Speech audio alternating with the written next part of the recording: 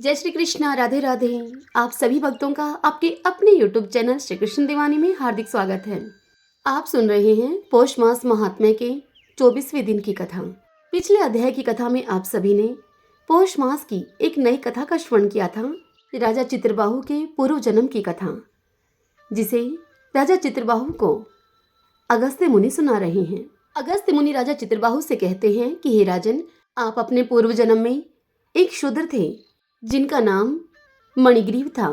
उस मणिग्रीव को एक सुनसान जंगल में मूर्छित अवस्था में उग्रदेव नाम के एक ब्राह्मण मिले, जिन्हें वह उठाकर अपने घर ले आया और उनकी सेवा शुश्रूषा की।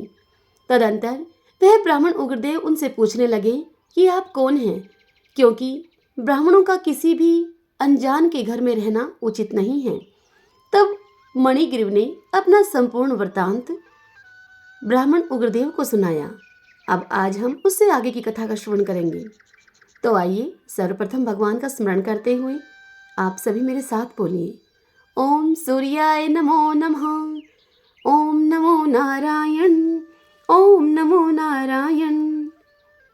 उग्रदेव को मणिग्रीव सब कुछ बताकर आगे बोला कि हे ब्राह्मण, इस समय आप मुझ पाप युक्त पर अनुग्रह करें। मेरे किसी पूर्व जन्म के पुण्य से ही आप इस गहन वन में आए हैं। आप उपदेश रूप पदार्थ से हमको कृतार्थ कीजिए, जिससे कि मेरा यह तीव्र दारिद्र्य क्षण भर में ही नष्ट हो जाए और अतुल वैभव को प्राप्त होकर मैं स्वेच्छा से विचरण करूं। यह सुनकर ब्राह्मण उग्रदेव जी बोले कि हे महाभाग, तुम कृतार्थ हुए। जो तुमने मेरा अतिथि सत्कार किया है, इसी से तुम्हारा कल्याण हो जाएगा। बिना व्रत, बिना तीर्थ, बिना दान, बिना परिश्रम तेरा दारिद्र्य नष्ट हो जाएगा। ऐसा ही मैंने निश्चय किया है। इस मास के आगे तीसरा पुरुषोत्तम मास है, इसलिए तुम दोनों स्त्री और पुरुष यतन के साथ श्री पुरुषोत्तम भगवान की प्रसन्नता के लिए उनके निमित्त दीपदान करना, जिससे कि तुम्हारा यह तीव्र दारिद्र्य जड़ के सहित नष्ट हो जाएगा। तिलों के तेल से दीपदान करना तथा ऐश्वर्य होने पर तुम घी से दीपदान करना। इस समय वन में बसते हुए तेरे लिए दूसरा कोई उपाय नहीं है। अगस्त्य मुनि राजा चित्रबाहु से उनके पूर्व जन्म का वृतांत सुनाते हुए आगे कहते हैं कि हे राजन, इस प्रकार से ब्राह्मण उग्रदेव शूद्र मणिग्रीव को यह कहकर दोनों हाथों में मुरली लिए हुए श्री कृष्ण भगवान को स्मरण करता हुआ प्रयाग की तरफ आगे चल दिया। अब 2 महीने व्यतीत हो चुके थे। जब 2 महीने व्यतीत हो गए, तब श्री पुरुषोत्तम मास आया। तब गुरु भक्ति में तत्पर होकर दोनों स्त्री और पुरुष अर्थात मणिग्रीव और उसकी पत्नी उस मार्ग में अब दीपक जलाने लगे। आलस से रहित होकर वे दोनों अपने ऐश्वर्य के लिए इंगुदी के तेल से दीपक जलाने लगे और इसी तरह सारा पुरुषोत्तम मास उन्होंने व्यतीत किया। उग्रदेव की कृपा से अंतःकरण को शुद्ध करके अंत में मरण को प्राप्त होकर वे दोनों पति पत्नी स्वर्ग को गए और वहां के सभी भोगों को भोगकर उग्रदेव की कृपा से वे दोनों श्रेष्ठ जन्म को प्राप्त हुए। अगस्त्य मुनि राजा चित्रबाहु से इतनी कथा सुनाकर उनसे आगे कहते हैं कि हे राजन, पूर्व जन्म में जो तुम मृग हिंसा में तत्पर थे, इस जन्म में तुम राजा वीरबाहु के पुत्र चित्रबाहु के नाम से विख्यात हुए हो। इस समय तेरे आधे अंग को हरने वाली जो तेरी स्त्री है, वह पति के पुण्य का आधा भाग लेती है। इंगुदी के तेल से श्री पुरुषोत्तम मास, इस मास में दीपदान करने से तेरा एकंटक राज्य है। जो मनुष्य घी से या तिलों के तेल से अखंड दीपक जलाए, तो फिर तो उसका कहना ही क्या है। पुरुषोत्तम मास में दीपक का ऐसा ही फल है, इसमें कोई संशय नहीं है। उपवास से पुरुषोत्तम मास का व्रत करें तो फिर कहना ही क्या है। वाल्मीकि जी राजा दृढ़ धनुआ से दीपदान के महत्व को समझाते हुए इस कथा को सुनाते हुए आगे कहते हैं कि हे राजन, अगस्त्य मुनि राजा चित्रबाहु से उनके पूर्व जन्म की यह कथा सुनाकर आदर सत्कार को प्राप्त होकर नाश रहित आशीर्वाद देकर उनको वहां से चले गए। हरि ओम तत्सत। ओम सूर्याय नमो नमः, ओम नमो नारायण, ओम नमो नारायण।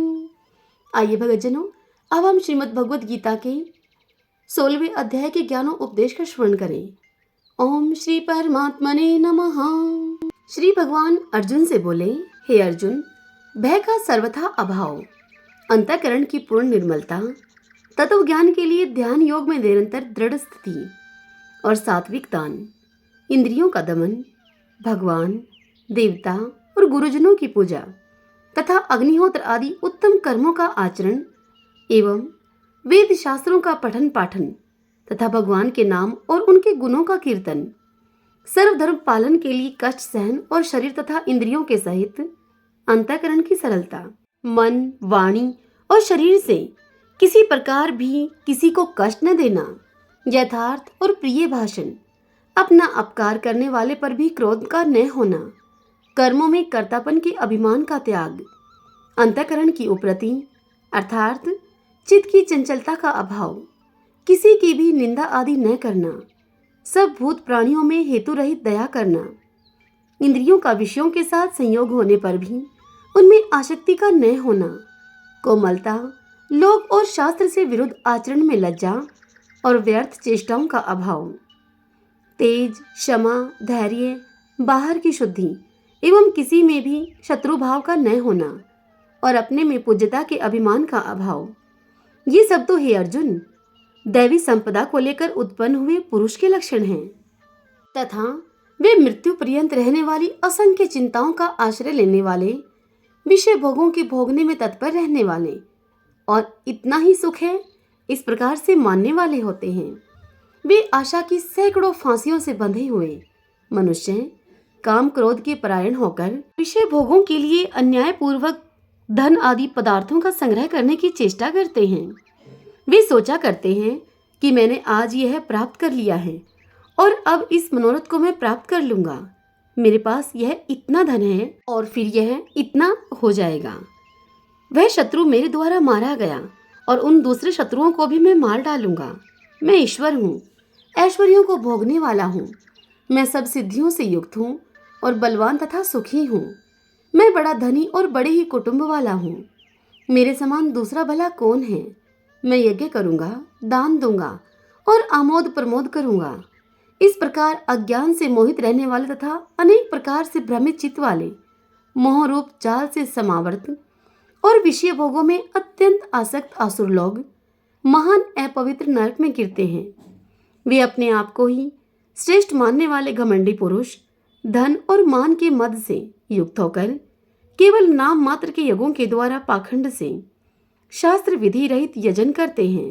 अहंकार, बल, घमंड, कामना और क्रोध आदि के परायण और दूसरों की निंदा करने वाले पुरुष अपने और दूसरों के शरीर में स्थित मुझ अंतर्यामी से द्वेष करने वाले होते हैं। उन द्वेष करने वाले पापाचारी और क्रूर कर्मी नराधमों को मैं संसार में बारंबार आसुरी योनियों में ही डालता हूँ। हे अर्जुन, वे मूढ़ मुझको न प्राप्त होकर ही जन्म जन्म में आसुरी योनि को प्राप्त होते हैं, फिर उससे भी अति नीच गति को ही प्राप्त होते हैं, अर्थात घोर नरकों में पड़ते हैं। वे काम, क्रोध तथा लोभ, ये 3 प्रकार के नरक के द्वार आत्मा का नाश करने वाले अर्थात उसको अधोगति में लेकर जाने वाले हैं। अतएव इन तीनों को त्याग देना चाहिए। हे अर्जुन, इन तीनों नरक के द्वारों से मुक्त पुरुष अपने कल्याण का आचरण करता है, इससे वह परम गति को जाता है, अर्थात वो मुझको ही प्राप्त हो जाता है। जो पुरुष शास्त्र विधि को त्याग कर अपनी इच्छा से मनमाना आचरण करता है, वह न तो सिद्धि को प्राप्त होता है, न ही परम गति को और न ही सुख को ही। इससे तेरे लिए इस कर्तव्य और अकर्तव्य की व्यवस्था में शास्त्र ही प्रमाण है। ऐसा जानकर तू शास्त्र विधि से नियत कर्म ही करने के योग्य है। हरिओम तत्सत। ओम श्री परमात्मने नमः। भक्तजनों, आज की यह कथा आप सबको कैसी लगी? यदि पसंद आई हो तो वीडियो को लाइक करें, अपने अपनों के साथ शेयर करें और कमेंट बॉक्स में जय श्री कृष्णा लिखें।